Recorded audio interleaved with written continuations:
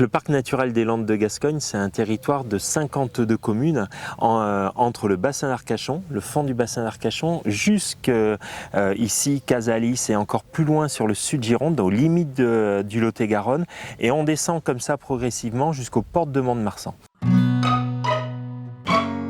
On aime au parc donner de plus en plus, inviter les artistes à s'initier dans nos sujets.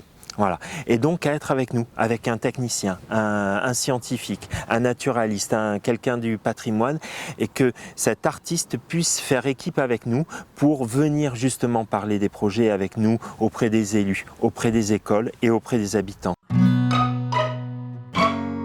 On a des propos, nous, ultra techniques, ultra scientifiques ou culturels, tout ça, mais ce qui est intéressant, c'est que voilà, c'est pas forcément nous qui allons parler, on laisse parler des artistes sur ces sujets-là avec les différents regards pluriels qu'ils ont rencontrés au cours de leur résidence. Accueillir un artiste en résidence, on ne sait pas où on va. On démarre une aventure avec la personne, avec le groupe, la compagnie. C'est carte blanche, on ne sait pas vraiment où on va, ce que ça va donner, voilà. Donc on part sur une aventure, on la partage, on essaye au maximum du coup de démarrer très tôt les projets artistiques avec les artistes pour essayer de les amener très vite dans notre histoire. On est sur un territoire rural avec l'image de dire oui, il n'y a pas forcément énormément d'équipements culturels, voire il n'y en a pas.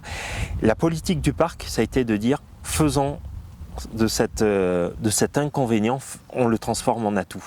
On n'a pas de grande salle, mais c'est pas grave. On a une grande scène qui fait plus de 380 000 hectares avec plein d'acteurs et avec un décor qui est assez exceptionnel, de forêts, de landes, de zones humides, de rivières. On s'inscrit totalement dans une culture hors les murs, dans les paysages et avec les habitants au maximum, donc du coup avec les associations qui peuvent être culturelles ou pas du tout. Et on s'appuie sur des tout petits lieux qui sont emblématiques comme les cercles de Gascogne, qui ont un véritable rôle en termes de diffusion, de rencontres culturelles.